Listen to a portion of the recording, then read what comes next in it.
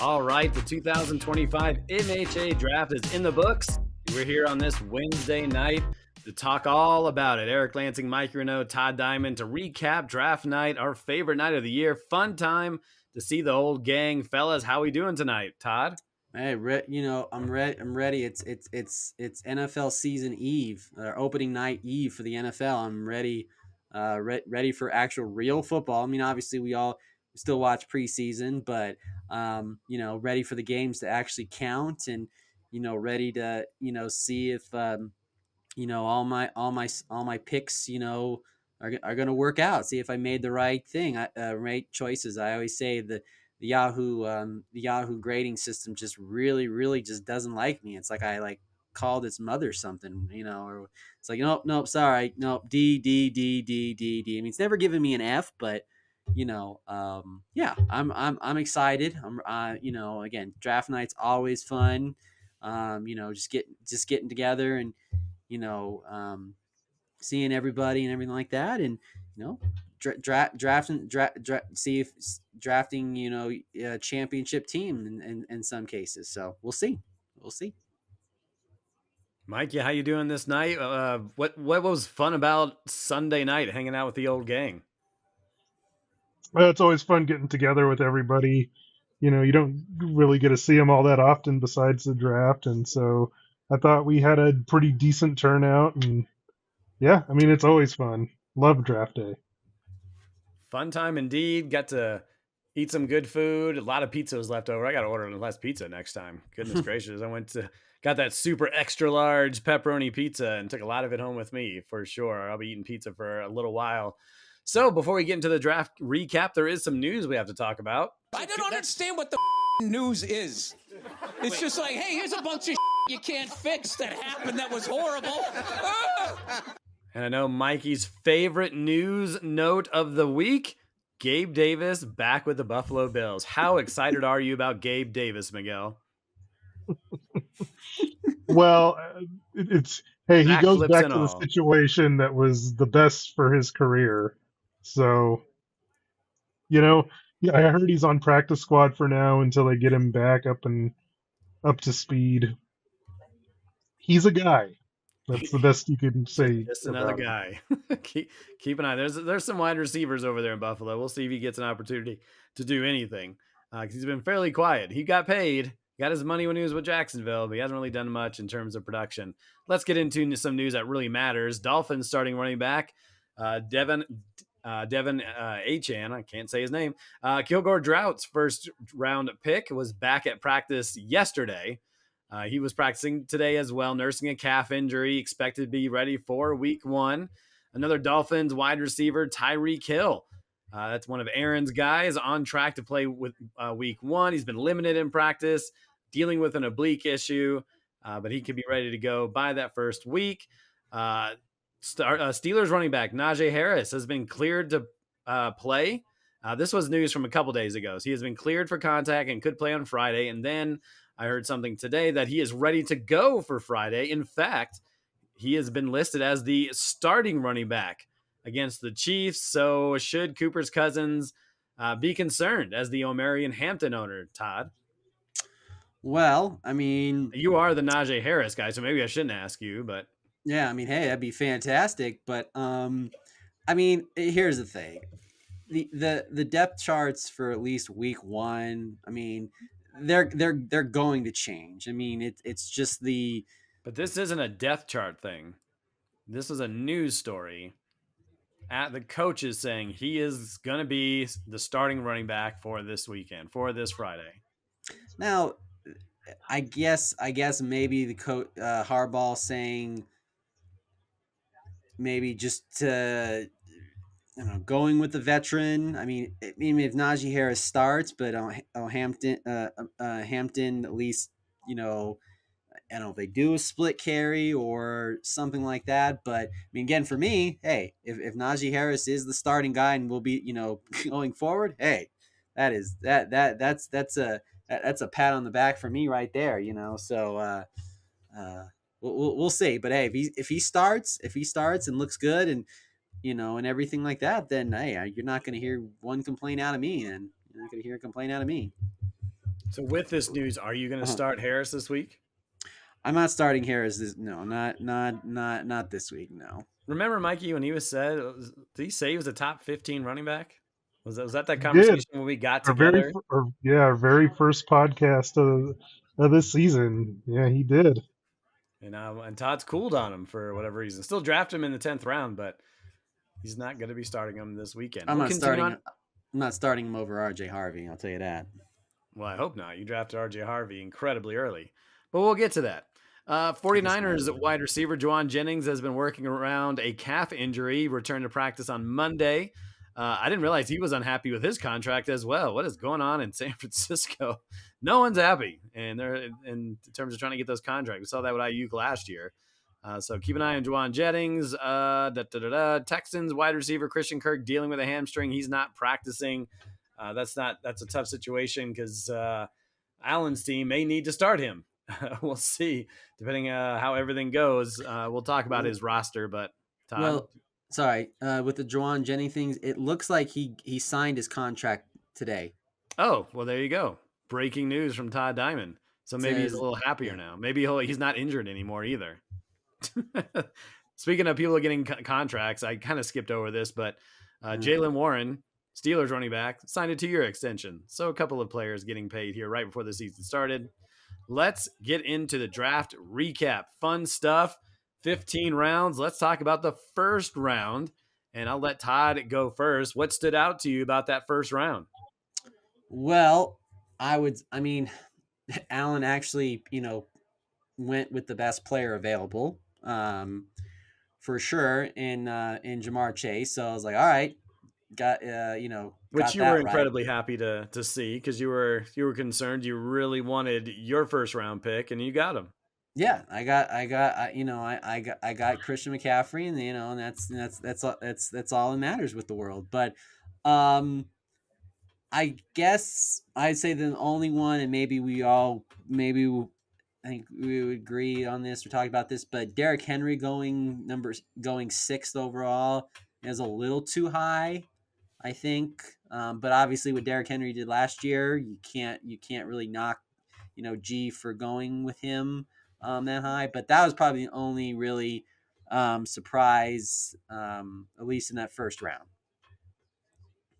What say you about the first round, Miguel? What stands out to you? Did someone reach? Did someone fall? What do you think? I mean, a couple things. Number one, I think I was surprised that Bijan Robinson fell to pick number 5. I mean, for Aaron to be able to get him, I'm sure he was just over the moon. To be able to get him at pick 5. The Josh Allen thing was surprising to me, and I thought that was surprising. Yeah, a lot of other people. We talked about him in our quarterbacks episode. He's incredibly consistent when it comes to the touchdowns, but his completions and yards have gone down. So for him to go in the first round and to go before Joe Burrow, I was surprised on that. Yeah, I think Josh Allen is an elite player.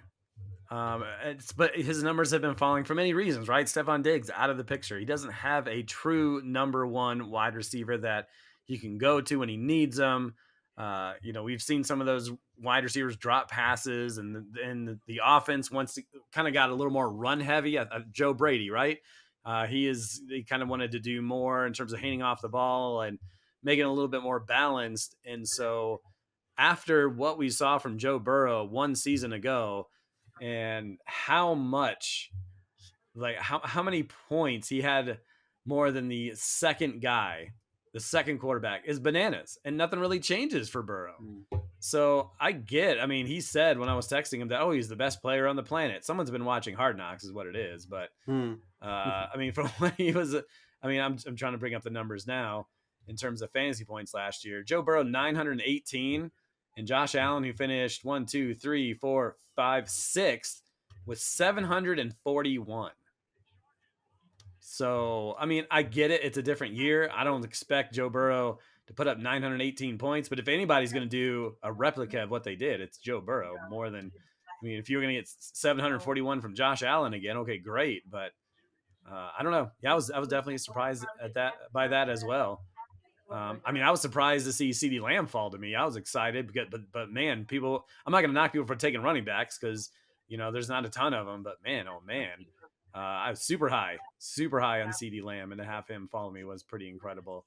Um, yeah, so that was kind of like the first round. I don't know if anything stood out. We can keep going and kind of talking about it. You guys want to talk about some of your surprises of the draft? Mikey, you want to give me someone, whether it's good surprise or a bad surprise?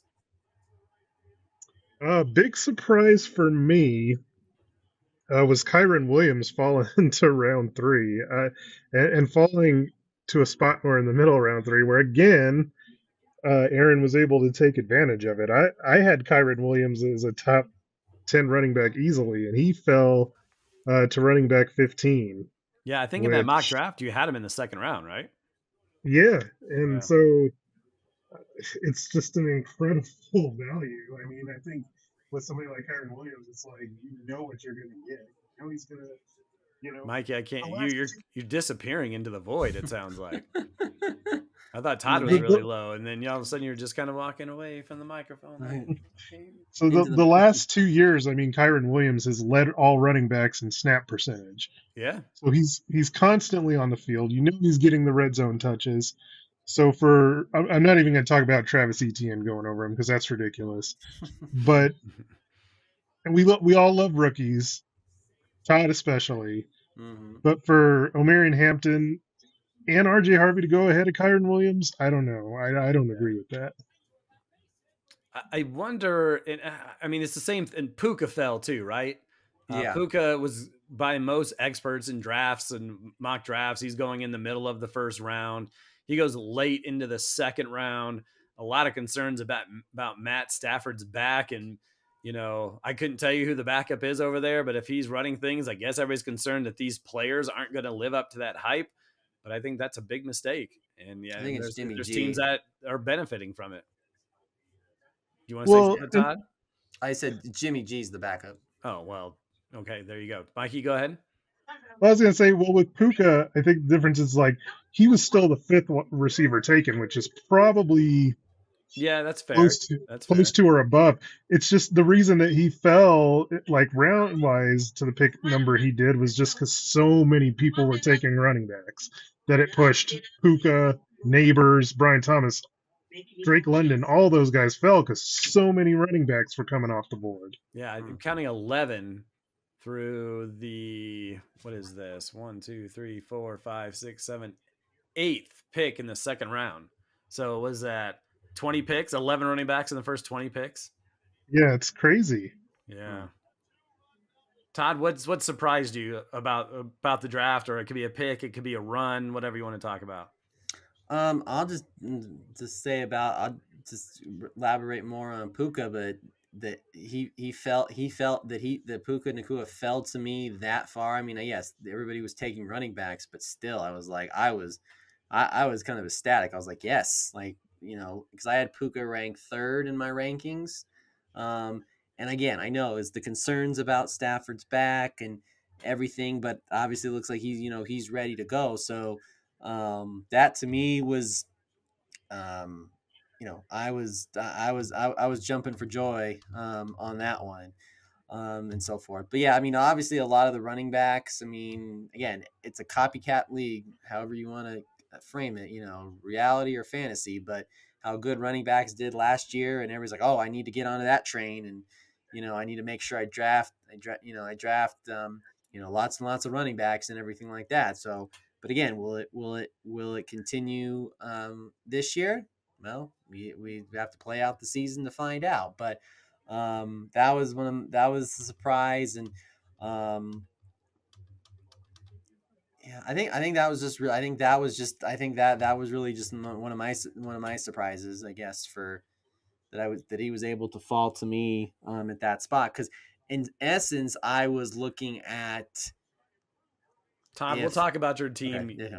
Yeah, I mean, there's other teams in the league that we can look at and talk about. We'll talk about your team specifically, you'll get a chance to talk about your team later on.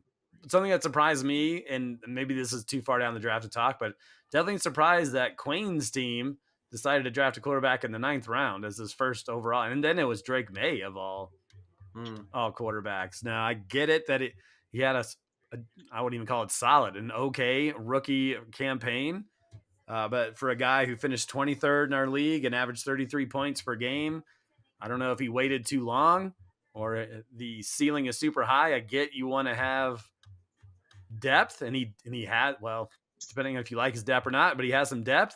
But I don't know if Drake May is going to help him out this year. I don't know. What do you think, Miguel? I mean, you're a guy that had Drake May. You saw those games where I think he reached 40 a couple of times, but I don't know. That surprised me out of a lot of what we saw on Sunday night. Yeah, Quain's a guy who either goes super early with quarterback. We've seen him do that a few times, or he's usually the last one, like he was here. I mean, I think Drake May does have upside. I mentioned it to Joe after the draft. I wonder if it was maybe I had taken Caleb Williams the pick before. I wonder, had I not done that, if he would have taken Caleb Williams instead. Yeah, there's a lot of hype with Caleb Williams and the coordinator, and added more weapons to him this year. But even despite that, and look, Quain's a great fantasy player. I'm not here to knock on him or anything, but even after that, there's other quarterbacks I felt better about than Drake May. But maybe there's something he sees in him. That was just something that surprised me. What else surprised you, Miguel? Or should we talk about your favorite picks of the draft?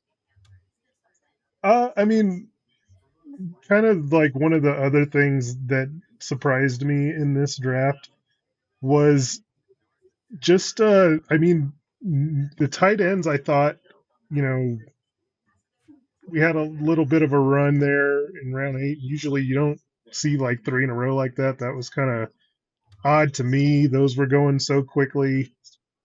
Uh, you know, I would say that, and we'll get into this later when we talk about who had the best draft, but I thought that there was a lot of teams that had really, really solid drafts. Yeah, I agree with that. I don't know if there's anybody that's above and beyond everyone. Like people have good portions of their team, and then maybe some weaknesses. But then you look at the other team, and they have a great quarterback, but maybe their depth isn't as good. But I agree with that as well. Any other surprises, Todd? I guess. Well, I don't know if you call it a surprise, but I guess it's said. But Patrick Mahomes dropping as far as he did. I think Aaron drafted him in the 5th round. 5th round. So, I mean, you would have said that a few years ago. Man, Patrick Mahomes dropping that far, you'd think you were, think you needed your head examined. So, I guess that was another surprise. As well as much again, he didn't. I mean, Patrick Mahomes didn't have the best season, but still, still elite, still one of the elite quarterbacks, obviously in the league. So that was probably a surprise there. Well, does that mean and Mikey and Kevin took quarterbacks in the 1st round, but then you have guys like Dak and Jared Goff and Baker Mayfield who are all top 5 quarterbacks going in the 6th round, and then Bo Nix, who is a top 5 guy in the 7th round. Seemed like quarterbacks. I mean, it's a deep position.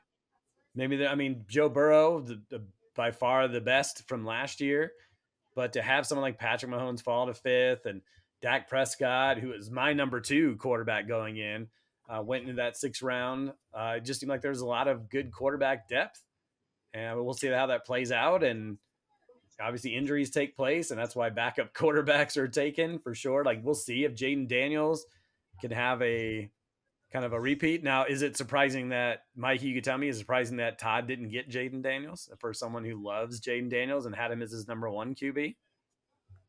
It was a little surprising to me just based on how much Todd hyped him up. And then to end up with Brock Purdy, I mean, I don't know if Todd's disappointed. He'll probably say no, but would you have taken Daniels with that 3rd round pick if he was there, or were you still hoping he'd fall? I think I was wishful thinking, and I need to stop doing that, especially when it comes to fantasy. But I thought maybe Jaden Daniels would drop maybe a little bit. Maybe I could, I could maybe get him, because he got in the well, he was a pick before me, so Correct. Yeah. yeah. So I probably would, to some degree, I probably would have had to get him. I know I probably would have had to get him in the second round because you probably wouldn't have. Again, and you don't, and I don't know what Miles sometimes and how he drafts, but um, yeah, I was maybe hoping maybe I would get him maybe I like how drop he all had the this. way. I like how Todd still hasn't answered my question. Yeah, If he was there in that third round, would you have taken him, or would you have kind of hoped he would fall back to you in the fourth or fifth? I would have taken him in the third round. You would have taken him. Yeah, This is what I'm gonna say to you, Todd. You made the right yeah, choice. I You did. went with a top-notch running back, one of the top wide receivers, and didn't reach for Jaden Daniels. Miles reached for Jaden Daniels. And honestly, if you look how the draft went now, who knows if Daniels was available? Could he have? I mean, but just looking at where you were in the third round, goes Hmm. all the way to the end of the third because you're drafting in the fourth spot, and you Hmm. go all the way back. Not a single quarterback was taken. So you could even have, even if he didn't take Daniels and you didn't take Daniels in that third round, there's a possibility he could have fell to you at that point, and you would have R.J. Harvey and Jaden Daniels. But I mean, Yeah, I know that's not how it worked out. no, You didn't get him, but he reached. You didn't. I think you should have gotten a quarterback sooner than Brock Purdy. But I don't think you made the wrong mistake by not taking Daniels in the second round because that's just that's ridiculous to take Jay Daniels in the second round, in my opinion. You got two right. really good players, and then you got R.J. Harvey. At least, well, but again, I mean, at least for whatever I got Jaden Daniels' top weapon, so that's something. So I didn't. Sure, but So I know you had that jersey yeah. all bought and delivered and is coming to your house soon because you're such a Jay Daniels fan.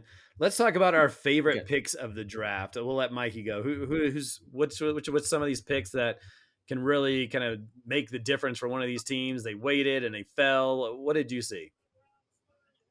All right, so I'm gonna go with one that fell into round 9 that I think went a little bit low, and that is Cooper Cup. Hmm. Like for him, he was somebody that when we were talking about him with wide receivers, like I think we all believed that due to injuries that he's not going to be what he once was. But for him to fall as far as he did and behind as many receivers as that went ahead of him, he was in the mid 40s. I don't think that's correct. And so I think that G ended up getting a steal in round 9 with Cooper Cup. Well, some people are on the JJ McCarthy train and some aren't. Oh, not the JJ. I'm sorry. That's the Sam Darnold train. That was the Sam Darnold train from last year. I think is that the concern? Is it Sam Darnold, the running things over there, or they're going to be more run heavy, or is it more that people just don't trust him? What did you think, Mike? Excuse me, Todd, about Cooper Cup? Was he on your draft radar at that point of the draft? Um, I don't know. I wasn't. I was more. I was hesitant just because, again, I don't know if Cooper Cup went to Minnesota with Sam Darnold there, then I'd feel more confident. But Sam Darnold in Seattle, I don't know. Is Cooper Cup gonna be what he was when he won the Triple Crown? No, but no, Cooper Cup really wasn't. Wasn't really on my radar at that point in the ninth round. I mean, at that point, if anything, I was looking at a quarterback. So really, Cooper Cup really Well, wasn't on yeah, my and I was radar. thinking more of Yeah. like, Uh, was Cooper Cup in that mix of receivers that you were putting together? I mean, the list of receivers around that area uh-huh. where Cooper Cup went was like Jawan Jennings, Chris Godwin, Debo Samuel. And that was the only ones that went in that round. Maybe Josh Downs at the end. So yeah, I guess I don't know. I feel like we've, at least me personally, have Mhm. been like, okay, no one's expecting him to do great things, but can he do good things? I don't think he's been able to stay healthy and do any good things. Yeah, that's And so, the what's thing. the upside? Is there Mhm. upside for a 31-year-old wide receiver? I don't know, but I think that's why he kept falling and falling. But you're right, Mikey. He's a number 2 wide receiver, and if they throw the ball and he's successful over there, then that could be a steal for sure. Todd, give me one of your favorite picks of the draft. Um, one of my favorite picks was in round. Where did I have it on my? Oh dang it! Well, if you name the player, I'll find him on the board. Okay, so one of the favorite players was. I just had it in front of me here. I'm so sorry. It was. I'm drawing a blank. Do Where you want me to pick one while you look? you pick what your favorite one is. Hold on, and let me pick your favorite one, and then come back to me. Oh no, I Sure. know what it is. I know what it is. In the there it is. Oh, my Lord Almighty. 7th round for Mikey Tyrone Tracy Jr.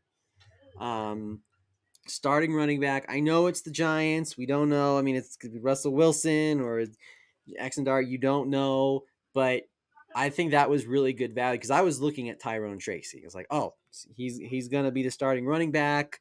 Obviously they're gonna try to, obviously gonna try to throw the ball and feed it to neighbors, but Tyrone Tracy, very, under the radar running back last year for the Giants. So I kind of I like that pick. That was a good one, Mikey. Tyrone Tracy Jr. over with the Giants. I would say, well, I mean, I have a list of them. I'll just kind Mm-hmm. of start from the top, I guess. But I mean, Drake London in the 3rd round is pretty good.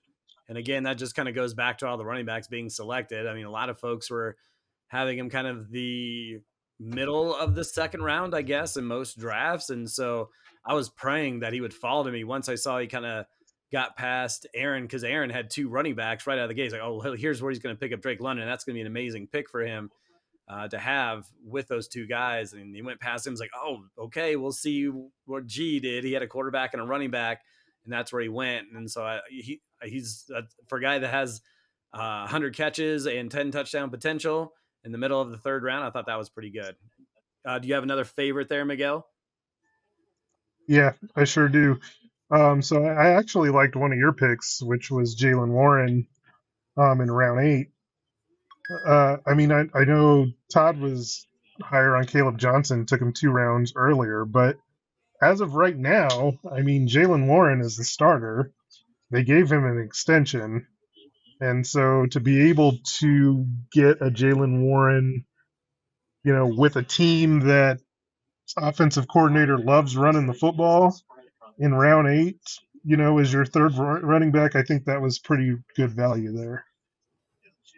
Yeah, definitely needed depth in that position at that time. And he was someone, when we talked about it, when we had who would you rather have, Jalen Warren or Caleb Johnson? And I had Jalen Warren in that situation. And kind of, there was a point in time you always think about those rookie guys because we haven't seen what they're capable of. And we've seen a couple of years from Jalen Warren, but he's shown potential. He can catch the ball. He can run between the tackles a little bit. You hope he pans out. Todd, did you have another favorite pick? I'm actually gonna just go. I mean, obviously, I was, but I want to go with Terry McLaurin, with mine because where I got him in the 4th round, I mean, he's got paid now, um, and I mean, and that was the one thing that during the off season, like you got to pay your best wide receiver, you got to pay your best weapon for your franchise quarterback, and to get him, to kind of get him in, I mean, maybe a little bit high, but the 4th round, like I said, because I think the wide receivers that went ahead of him or went before him.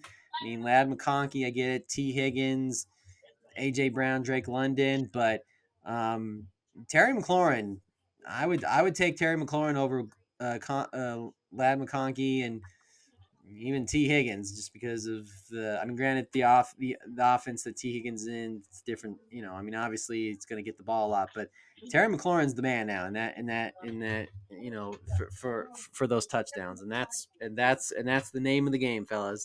Touchdowns, touchdowns, touchdowns, and Jaden Daniels is going to feed him the ball, just like how Dak Prescott's going to feed the ball to CeeDee Lamb and et cetera, et cetera. So Terry McLaurin for me was one of my favorite picks. I was very happy to get him. So when we get to that point, we talk about our own Mm. teams. I'm not going to let Todd talk about his own teams. He's already Fantastic. he's already done Fantastic. Fantastic. it. The whole point of this exercise is to talk about Yeah. everybody else's teams. But anyway, I would say, and I kind of mentioned this before, is one of my favorite guys. We talk about Dak Prescott going in the 6th round. He was my second highest ranked quarterback behind Joe Burrow. They're just everything's set up for him to succeed. He doesn't have a running back that's going to steal a ton of touchdowns. He's going to throw to that running back more than anything. He's got 2 incredible wide receivers. Well, and I liked, and this kind of ties in with Mikey's Jake Ferguson pick. I mean, if they're going to throw the ball as much as I think they are, Jake Ferguson, who we saw a couple of years ago before he was hurt, was able to put up decent numbers from that tight end position. So, I mean, for someone, I was hoping he was going to fall to me in that 6th round. I mean, I was probably asking too much because the only 2 people that had a quarterback at that point was Kevin and Mikey. But Dak Prescott in the 6th, I think is great. So let's talk about picks that we didn't really like in this draft. We'll start with Todd. All right. Well, It better be someone from your team. I'm just kidding. Absolutely. I would say probably Ramon Stevenson. Who? Who's Ramon? No, Oh, you mean Ramondre? Ramondre Stevenson. 5th round. Travion Henderson's gonna be the guy. I wouldn't. It's a little too high for. That's a little too high for me for a running back that I know is gonna be that. It's gonna be the second running back, and Henderson's already shown he can beat that. He's already shown that he can carry the load so far. Granted, whether it's preseason or not, but I didn't like the Stevenson pick. No, that's not. I don't feel like Henderson's gonna be that main bell cow back. I mean, Bill Belichick ain't there anymore, where just uses the whatever running back has the hot hand. It's gonna be Henderson and Stevenson in the 5th round. In any case, any reason you could have waited. You could have gotten Stevenson probably like you almost could have got him in the eighth round. Could have dropped that far. Mikey, is there a world where we're overhyping Travion Henderson way too much? I mean, he hasn't done anything yet. Ramondre did fumble the ball 7 times last year, so I'm not trying to be the Stevenson apologist by any stretch, but there has been a lot of talk. I mean, is Henderson, or do we feel so confident that he's the guy and he's the playmaker that a 4th round pick by CUP is right where he should have went? So he offers more upside. My problem with Travion Henderson going where he's going is that Quain's relying on him to be his number 1 running back. And like you said, there's no guarantee that he will be the number 1 running back in New England. You saw some good things in the preseason, but he's also their starting kick returner, which concerns me a little bit. So that tells me he's not going to be a 3-down bell cow, because they have him doing other stuff too. So that's concerning. And he's a 2nd round pick, not a 1st round pick. Take it for what it's worth, but I mean, usually, like there's like you talk about the Genties and the Hamptons of the world, they're getting more praise, and then Cooper's cousin takes 2 of them, takes both of those guys. Different planet, I feel, with those 2 than Travion, but I don't know. Yeah, I always wonder about that stuff. In terms of Mikey, I didn't ask you which one of your least favorite picks. Okay, I'm going to stay away from the obvious, which is Travis Etienne. So I'm going to go with DK Metcalf, and he went in round 4, which I thought was too high. Sure. He went as Chad Power's first wide receiver overall, which fortunately for him, he managed to get Devontae Adams around after, who I would have taken over DK Metcalf. Yeah. Yeah, I mean, Metcalf, he's going to be the top receiver in Pittsburgh, but I'm just not a fan of the situation at all. He's not a big reception guy as it is. So yeah, I wasn't a huge fan. There was guys that went over that he went over. Adams, DJ Moore, Xavier Worthy. I would have taken over him. Like Cortland Sutton, I probably would have taken over him. You know, Marvin Harrison, I probably would have taken over him. So yeah, I wasn't a fan of the Metcalf pick. It's funny because Mikey and I are in a different league, and I ended up with Metcalf, and I was worried as as my number two wide receiver. I can only imagine what that must be feeling like. And I mean, obviously, everybody likes everybody differently, but I don't know if I'd be able to live my life with DK Metcalf as my number one. I didn't like the Raheem Mostert pick in the 8th round. I'm not sure why. I get at this point, there's a lot of running back twos, I guess, but for someone that averaged 3.3 yards per carry with Miami, I know it was 2 years ago that he had a huge, amazing season, but that's by far an outlier. And so I get he had Genty and Hampton and didn't have to worry about running back, but I mean, there's still good running backs out there that you could have picked up that offers some sort of upside. I mean, I don't think I would have drafted Mostert even in the final round. So I mean, that was his last running back he took for the rest of the draft. So I mean, so that's ballsy. I'm sure he was like, well, I got Genty and Hampton, and I'm good. I'll never have to move him. I mean, that'll be bye week, so pick up those bye week guys. But I'm not sure if Mostert is the right guy to kind of anchor the rest of the running back duo. But that's just me. Todd, did you have another least favorite pick? I'm gonna go, and maybe I'm not trying to pick on Allen's team, but Christian Kirk.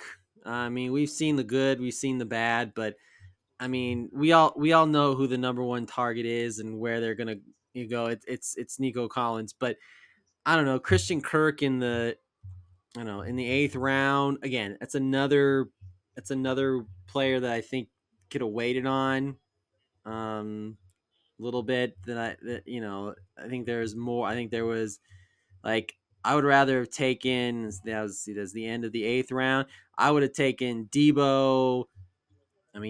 Cooper Cup was right there too. Could have taken Cooper Cup. Obviously we know Allen's a big 49ers fan, Juwan Jennings, and so forth. So I think that was a little too high for me right there.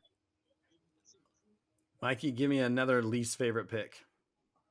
All right, I'm gonna go with Kevin here. I make it clear that I do not like the Zay Flowers pick in round 6. I just think there's too many mouths to feed in Baltimore, and he's now going to have to rely on Zay Flowers to be a starter. He's his wide receiver too, and it comes on the back of taking Montgomery the round before, who's the number 2 running back in Detroit, and so I feel like both of those guys having to be in the starting lineup. I don't know. On Sunday, I just don't feel like it's going to be a good feeling. I don't see there's like any real upside out of either of those 2 picks, Montgomery or Flowers. Yeah, you'll get those touchdown runs. Maybe you get 2 touchdown runs by Montgomery, but he's not going to offer like a ton of yardage. But the problem with I had with Zay Flowers, and I'm sure Kevin knows this stat, is that Lamar Jackson had 41 touchdowns and he had 4. And so, I mean, touchdowns are fluky. They're hard to decipher. Maybe 4 more goes to him and it gets him up to 8 and that moves him up for next year. But I mean, yeah, I'm not banking on 41 touchdowns again from Lamar Jackson, in my own opinion, because that's been an outlier from him. That was by far his best season. So the one least favorite pick, and Brock Purdy is not something and I know what Todd's going to say. He helped him win a championship. But this was a guy who finished 15th last year, and a lot of that came off his rushing touchdowns. And so, with 20 touchdowns and 12 picks, he's not a big point per completion guy. And so, and then not to have a backup to that too. Like you like him. You saw what he did a couple years ago where he finished inside the top 10 somewhere. I don't have that number off the top of my head. But then not even to back him up with some of those other guys out in the mix, and with someone like, for me, like Trevor Lawrence or Kyler Murray, you could have backed him up, and if he stunk, and now you're going to have to go out there and find whatever's on the free Joe Flacco or Daniel Jones, and that's a scary, scary situation if things don't go well with Purdy. Fair Um, enough. let's talk about how do you feel about your team, Mikey? Go first. I mean, I feel A pretty plus. good. I feel pretty good about it. Like, what I like is I felt like I took advantage of, just the value that was there at my picks. Like, I think that if you look at my team, I didn't reach for a lot of guys. I just kind of like took a look at what was there, and I felt like I did the best that I could at taking the best player that was available. And because of that, I feel like my team is pretty deep. And so, me even having like a Rasheed Rice who's going to be out this 6 weeks, you know, I'm not really concerned at all with like having to wait it because I've got three pretty decent receivers in front of him. My running backs are not like out of this world great, but I feel like they can be reliable enough to, handle business while the rest of my team kind of carries the load. So yeah, I mean, I'm feeling pretty darn good. Yeah, I like your team a lot. I like Nick Chubb pick, and you don't need him. Other teams should have taken Nick Chubb as opposed. I mean, because he's the starting running back right now in Houston, and I know it's been a little bit since he's shown what he's capable of, but he's not that far removed. And so to get a starting running back around 9, who knows? Joe Mixon may not play at all this year, and so for you to get him, I thought that was a really cool pick for that for sure. I know you could say, well, Brees Hall, there's not a lot of upside in what he brings to the table, but I mean, that's the right place to take him. And there's this round 5. And so with James Cook falling, I mean, Amon Ra, do you be able to have Amon Ra in the second round? Again, it goes back to the running backs, but he was someone that if CeeDee Lamb wasn't there, I would have taken Amon Ra in that first round. That's how much I like him. And so for him to fall the second round, you went early with your quarterback. In my opinion, you went early. You got the best quarterback, but then to still get my third best overall wide receiver is pretty amazing. Todd, you've talked about your team a little bit. Give me just a quick, not a full blown explanation of why you like it. Just hit some bullet points for me. I like my first 4 picks. I got McCaffrey, who again checks all the boxes: running, receiving. Puka again, who fell just because of there was concerns about Matthew Stafford, ecstatic about that. R.J. Harvey, obviously a lot of hype there, and I think again he will be I think depending on how he'll get most of the carries, even though there'll probably be a split.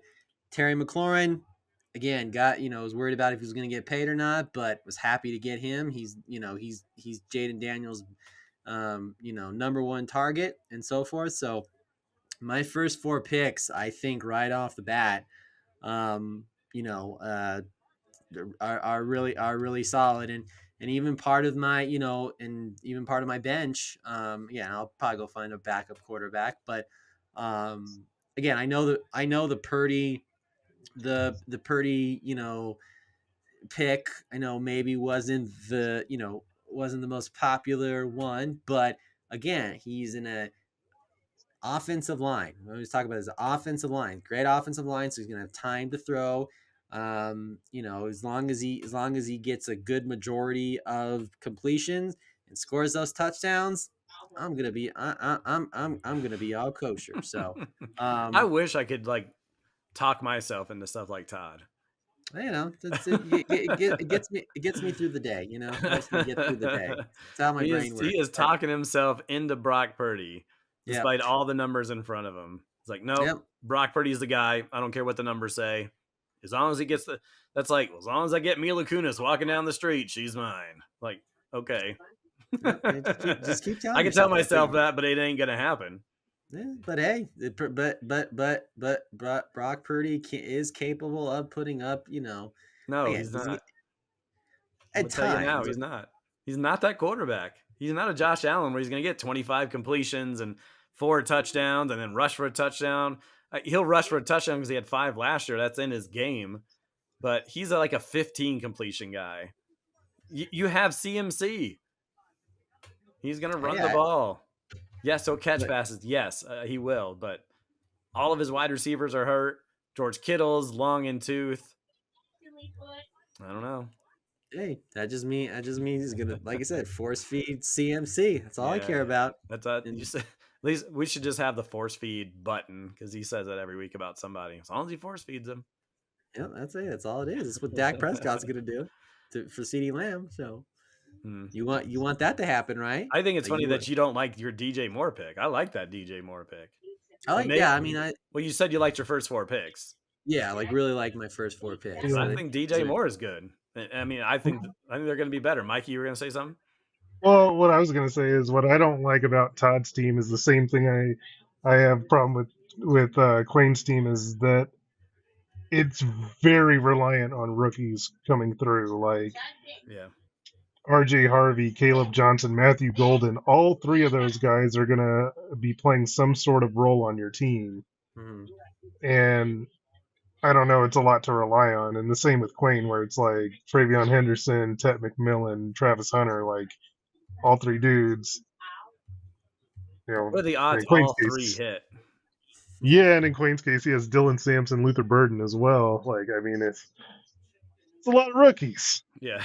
Todd's got a lot of rookies too. Pat Bryant and Quinshad Junkins. Yeah, that's a lot of rookies. I'll just quickly mention my team and then we'll move on here. Like I said, I was ecstatic for Lamb to fall. I was hoping because I was talking up Bucky Irving so much, I hoping he was fall, but man, Josh Jacobs, 300 plus carries, and probably 330 touches. Great. I've been thinking about this since the draft. I don't want to say reaching on Trey McBride in the third round. I thought about it because I didn't see anybody I was super high on. Like I liked Kenny Walker, I liked JSN, but I was like, man, Trey McBride, if he could get 3 or 4 more touchdowns, this will be worth the price in the third round. So I took that chance. It was a little bit risky based on, maybe how others like T. Higgins went after and Lad McConkey is like, I like those guys, but I kind of love Trey McBride. And he was my number one tight end on the board. So that was my more like, did I do the right thing? Did I not do the right thing? I waited on quarterback. I was hoping to get Dax. I'm still happy with Jared. Jared Goff is really good. And then Myers and Warren as my flex. That's not everybody's favorite. I was hoping Myers would get traded to maybe the Denver Broncos, but he's also going to have, as Todd would say in quotes, chip on his shoulder because he wants that money. And so I'm glad he'll still be the number one in Vegas with a decent quarterback, a better quarterback. And we've seen what he's been able to do. So I liked my team a lot. There's always things you go through, like, well, if I'd picked this guy, did I go if I went McConkey or Higgins, and then or if someone would have fell, but we'll see how it goes. We took the chance, and if he's one of the best tight ends, then it'll be worth it. Let's talk about which owner had the best draft other than yourself, Todd. Who did you like outside of your team? I like Pollen's team. Jameer Gibbs, Malik Neighbors, Brian Thomas. Holy crap! Those first three just right off the bat. And then you throw in, you get, you see how if Justin Fields can do something, Garrett Wilson, and then you have Pickens again, who's going to be the number two in that Dallas offense that we know is going to put up a lot of points because the defense is just going to be gross. So yeah, I like Pollen's team a lot. Mikey, who did you like? This was tough because That's tough. I really like G's team, but I really like Aaron's team too. Aaron's team, those first three running backs are amazing, and it sets an incredible floor for his team. So what he was able to do with that is take shots on, Tyreek Hill, Mahomes, and Kelsey returning to form. If that happens, his team is going to be a handful. Like, that's going to be a team nobody wants to face, is Aaron's team. So, like, yeah, love what he did. Yeah, for me, it was between Aaron and Pollen. I'm worried about Aaron's wide receivers. They could really stink up his team, but his running backs could carry him. And Patrick Mahomes, I didn't have him super high. I had him, I think, fifth or sixth amongst my quarterbacks. But if he can be anything where he was, then there's a lot of promise. I'm not a big Kelsey guy, but if he can get 80 catches. He's fine in the 7th round. But yeah, those wide receivers scare me a little bit. Where Pollen, I like his running backs. I like he waited on quarterback and still got Bo Nix, so I think it was 5th or 6th amongst my quarterbacks, and Mark Andrews, who scored a lot of touchdowns last year. But his starting 5 looks pretty good in terms of Malik Neighbors, and Brian Thomas could be the steal of the draft if you want to say him or Drake London. That's why I picked Drake London over Brian Thomas. Brian Thomas was late first, early second in a lot of drafts, and he finished in the late 2nd round. Early 3rd round, because he had went Malik Neighbors, who also went to drop. So I think Pollen seems pretty good as well. Week 1 preview, as we're getting up against the time here a little bit. Lemonheads versus the Butterfingers. So 2 of the owners here on the podcast going toe to toe. Hot Tamales and Kilgore Trout, the MHA championship rematch. That's always a fun one. Chad Powers fan club taking on Line Rip and those 3 amazing running backs. Cooper's Cousins taking on the NWA. Eaton W's taking on the Gonzo Cats, and the Belt Sanders taking on the Notorious CUP.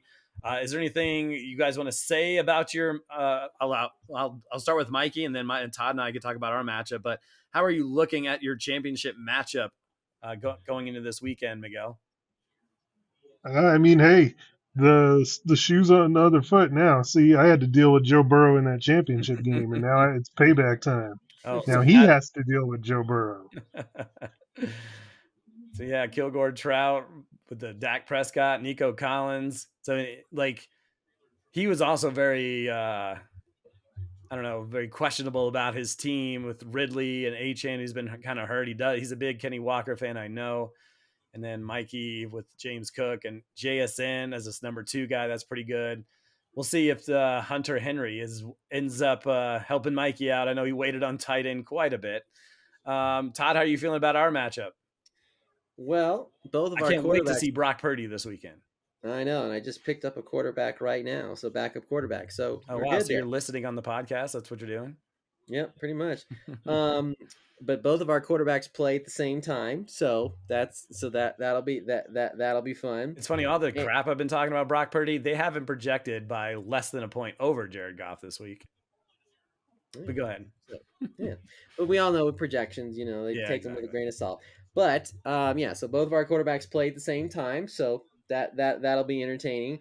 And if anything, if the matchup is tight coming down the stretch, it'll come down to Monday night with DJ Moore versus Minnesota's defense. So excited, and I mean, I would say, when we say, good luck to everybody in the league and the season and everything like that. But I'll say, unless you're playing me, may the fantasy football gods not shine brightly on you. More of the opposite of just incomplete passes. All right. Yeah. There you go. So week 1 starts tomorrow. I got CD Lamb going tomorrow night. I have to work tomorrow night, so I'm sure I'm just going to hear and see updates from you guys and on my phone. So let's go CD Lamb, who was excited to fall in that first round. Let's talk about our Super Bowl picks. We will start off with Mikey Renault.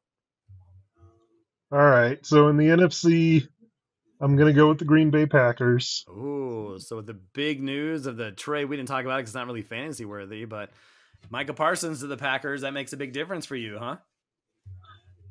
Does make a big difference. I think that they have one of the better defenses in the league. Here's to hoping that Matthew Golden is the receiver they think he is. Todd hopes They have a thinks solid.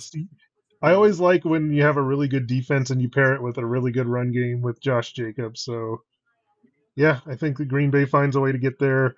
And in the AFC, I think this is finally the year that Buffalo gets it done. I think they get over that hump.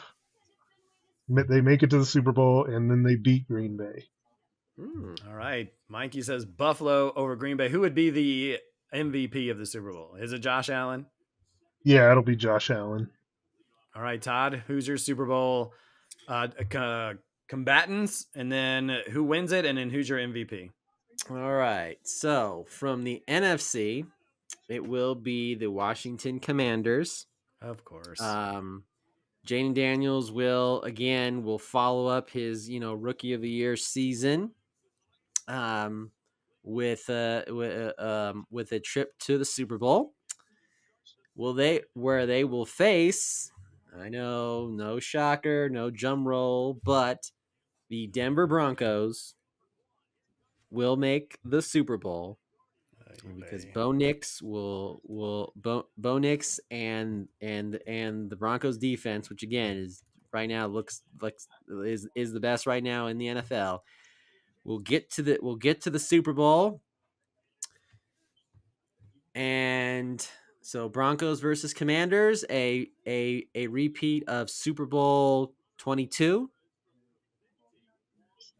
Yeah, 2022, where the Redskins did. I'm going to say the Redskins. I know I'm not politically correct, but Redskins beat the Broncos. But this time around, fellas, the Denver Broncos will beat the Commanders and win their 4th Super Bowl. Bo Nix is your Super Bowl MVP.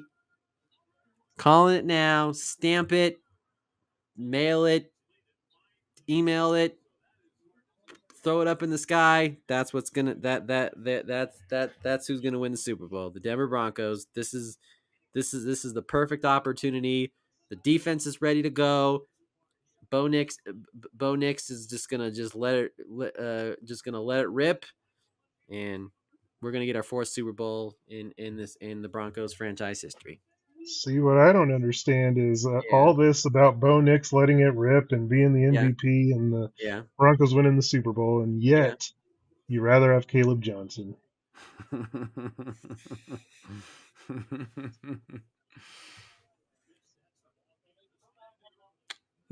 Nothing to say, Tom? Yeah. Denver Broncos are gonna win the Super Bowl. Oh man. All right. So I went through this. I did a little research, probably more research than I did last year, but I think a lot of people are off the Detroit Lion train, and I think that's a mistake. I understand how good Philly was last year, but the number 1 team in the league last year, or at least in the NFC, was Detroit. And so I think people are off of them. I understand they lose their offensive coordinator. Their parts are still in place. They have a good run game. They have a great passing game. Their defense got better, especially in the secondary this offseason. I'm going to say Detroit out of the NFC, and I'm going to go back to Buffalo in the AFC. And I think these are 2 teams that were on the verge. They were right there. There was a lot of expectations, and then they fell short, and that hurts. And I know it's been kind of a couple years for Buffalo. So I would love to see Buffalo and Detroit, 2 teams that won it more than anyone else. And then I'm going to say Buffalo beats Detroit just because of what Josh Allen's able to do. They're able to run that ball. And if they can get to Jared Goff, he doesn't do great under, tough situations. I'm going to go with Buffalo and say Josh Allen is the MVP as well. So there you have it. And Buffalo will rejoice. Yes, they will. Well, gentlemen, that's going to do it for our draft recap episode. And now we get into it. Starting tomorrow night. You guys are going to be glued to that TV?